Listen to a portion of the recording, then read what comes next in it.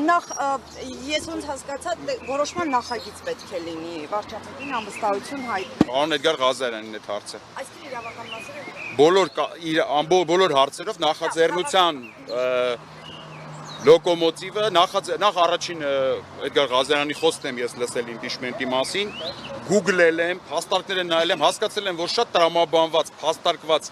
բան է ասում մարդը, ես էլ ոգևորվել եմ այդ գաղափարով, եկել եմ հիմա այստեղ կանգնած եմ, ամբողջական առումով իմպիչմենտի բոլոր մանրամասների առումով կխնդրեմ պարոն Ղազարյանին հարցնել։ Վարչապետի թեկնածուի մասով ես ոնց հասկացա դուք ընդդիմադիր դաշտին որևէ այսպես առաջարկ եւ այլն չկա, դուք Այս պահին չկա, առայժմ չկա։ Դուք ուղղակի ուզում եք որ խորհրդարանի ընդդիմադիր ուժերը Դա նախաձեռնեն վարչապետին։ առաջի գիշերվա իրավունքը վարչապետի թեկնածուի պատկանում է պատգամավորներին մեծ առումով ընդդիմադիր պատգամավորներից մեր ակնկալիքները շատ ավելի կոնկրետ են, չէ՞, որտեղ իրանք 21 թվին եկան մեզ ասեցին, մեզ ձայն տվեք, մենք գալիս ենք Նիկոլ Փաշինյանին հանենք։ Հիմա ձայն ենք տվել, ես անձամբ քվեարկել եմ, քարոզել եմ, ձայն եմ տվել ընդդիմադիր դաշինքներից մեկին։ Հիմա եկել եմ ասում եմ, ընկեր 4 տարի անցել, դու մենակ մի բան կարող էիր անել, մի բան, ուրիշ բան չէր կարող պատգամավորել։ Իմպիչմենտի գործընթաց նախաձեռնել, մինչև հիմա չես արել։ Լավ, թողում եք մի կողմ մինչև հիմա չես արել, բա հիմա ինչի չես անում։ Ում եք ասել են դաշինքի, որին ձայն եք տվել։ Դա առաջին հերթին իհարկե դաշինքի։ Մի բան էլ պարոն Մալյան, իմ ընտանիքում ձայները տարբեր ձև են բաշխած եղել։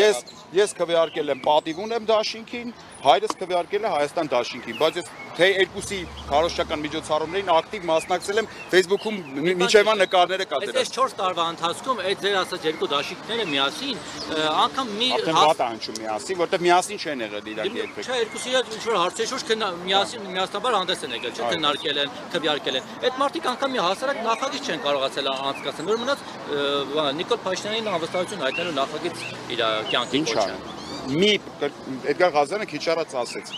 մի պատգամավորի, ընդամենը մեկ պատգամավորի ստորագրությունը հերիք է, որպեսզի այդ գործընթացը, այսպես ասած, պուսկը տանք։ Հիմա այդ մեկ պատգամավորի վերջացնեմ Բայջան, իհարկե արդյունքի համար ենք աշխատում։ Մենք հո բան չենք անարդյունքի։ Ձեր խոսքից ճիշտ եմ Այդ մի պատգամավորի պուսկ են տվել, արդյունք չի եղել, Դե ինչ չեն ասեմ։ կարողացել անցկացնել։ Հիմա ո՞նց են անցկացնել։ Բազմաթիվ էլ եղել է, որ պուսկ են տվել, եղել է արդյունք։ Ձեր խոսքից ճիշտ եմ հասկանում, որ դուք հասկացում եք կամ թերահավատություն ունեք, որ ընդդիմադիր բոլոր ուժերը կամ բոլոր պատգամավորները այս գործընթացը իրականացնելու պատրաստակամություն չունեն եւ պարոն Մալյան, դուք ասացիք երկու հոգի են դեմ Նիկոլ Փաշինյանն ու Ռոբերտ Քոչարյանը։ Ռոբերտ Քոչարյանի մասով տեղեկատվությունը կխնդրեի հստակեցնեիք, ինչպես եք էլի պնդում, որ դեմ եք, որովհետեւ ֆրակցիան ամեն դեպքում Այդ Ռոբերտ Քոչարյանի մասով խնդրում եմ պարոն Էդգար Ղազարյանի այդ հարցը տվեք։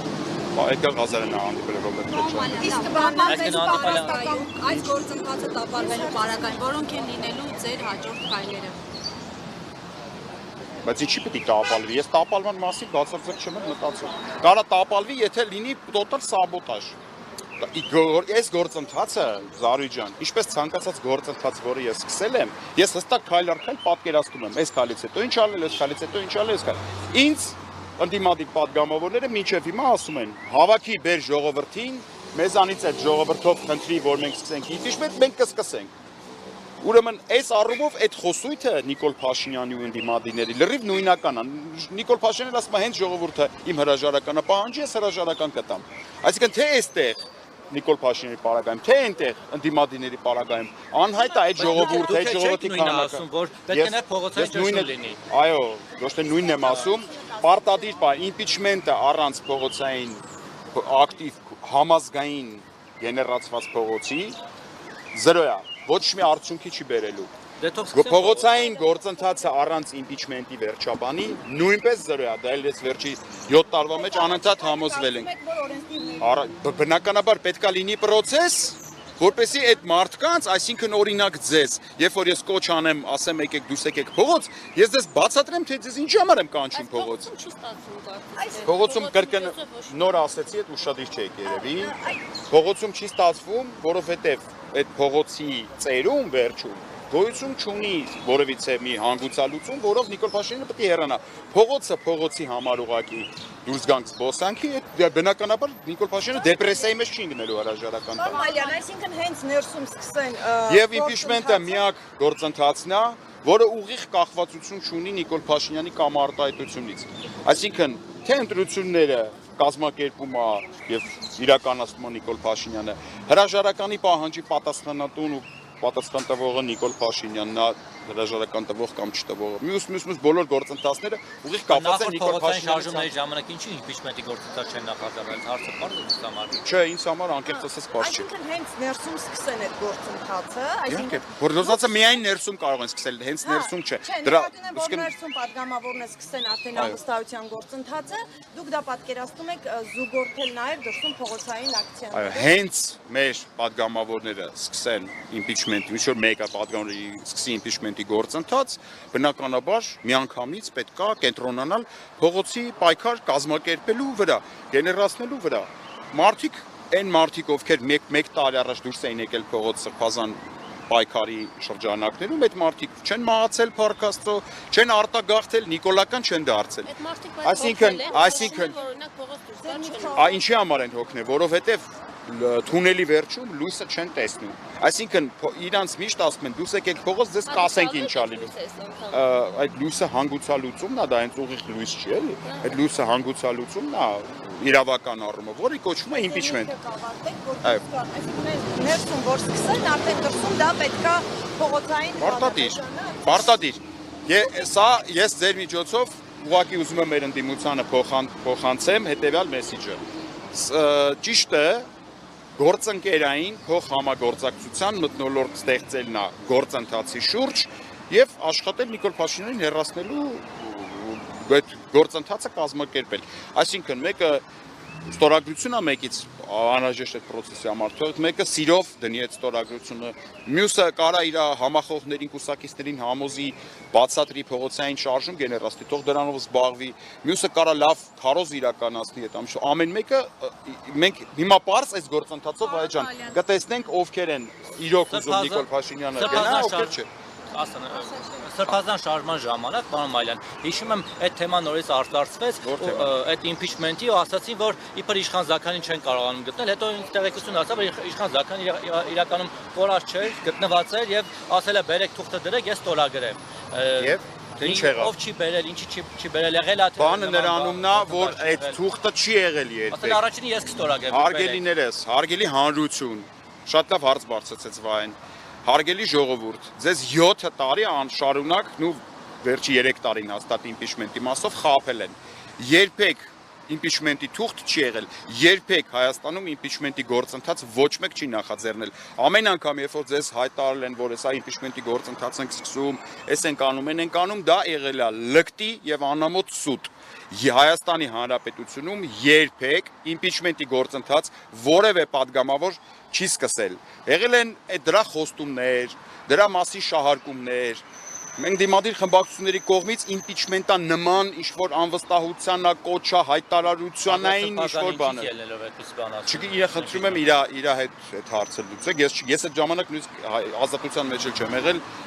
բանտում եմ եղել, չգիտեմ։ Այդ հարցի պատասխանը ինքն ինձ թվում է կարող է։ Իդեպ նաև Բագրատ Սրբազանի հետ հանդիպելու նախաձեռնություն ենք ցուցաբերելու։ Պարոն Մալյան, մտավախություն չկա, որ այս մեկնարկող գործընթացը հնարավոր է հակառակ էֆեկտը տա այն առումով, որ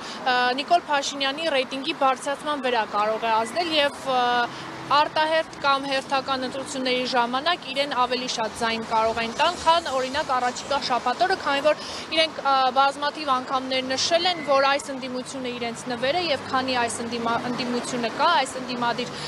դաշտը առաջնորդողները կան, իրենք շարունակելու են մնալ իշխանության։ Ձեր հարցի մեջ երկու իրար հակասող բաներ կա, այսինքն կա ընդդիմություն, որը Նիկոլ Փաշինյանը համարում է նվեր, իր գործունեության համար է, չէ՞ համարում նվեր, ոչ թե դեմքերի։ Հա, այսպես։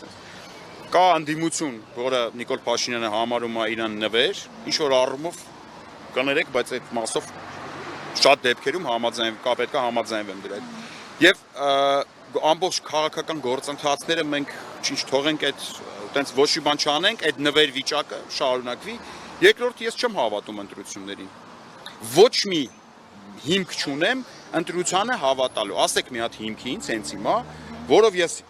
հիմնավորվեմ, ասեմ, ճիշտ է, ընտրություններով հնարավոր է փոխել։ Խնդրեմ, ասեք մի հատ հիմքից։ Ինչու որտեղ այդ լավատեսությունը։ Ժողովուրդը վերջնականապես հիասթափել է, հիմա վերջապես հասկացավ։ Ընտրությունների տարբերակը ինչ ենք մենք։ Օրինակ Գյումրիի ընտրությունները, եթե օրինակ վերենք։ Գյումրիում ինչ եղավ։ Մինչև Գյումրին 2021 թվականին Առաջ եկեք, իլ անդադ հետ եկեք։ մենք գիտեք քանի ընդդիմադիր քաղաքապետեր են հաղթել։ Մամիկոն Ասլանյան, Մանվել Փարամազյան, Արուշ Արուշանյան, թվարկեմ Դավիթ Համբարձումյան, այդ մարդիկ հաղթել են միանձնյա, այսինքն իրանք ջախ-ջախել են ԿՊ-ին իրանք տարածքին։ Հիմա ինչա կատարվում։ Հիմա շո կարկատաններով մի հատ իշը քաղաքապետ նշանակել տվեցինք, որը ընդհանրապես նույնիսկ քաղաքական պատասխանատու էլ չունի։ Չկա։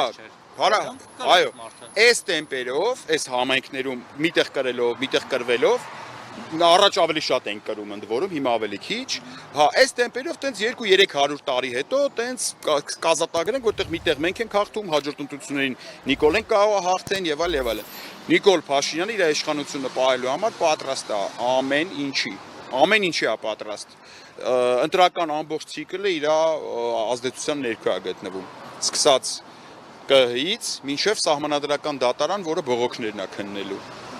Այսինքն բանը Սեդա Սաֆարյանը պետք է որոշում կայացնի, թե ընտրությունները կեղծվել են, թե չեն կեղծվել։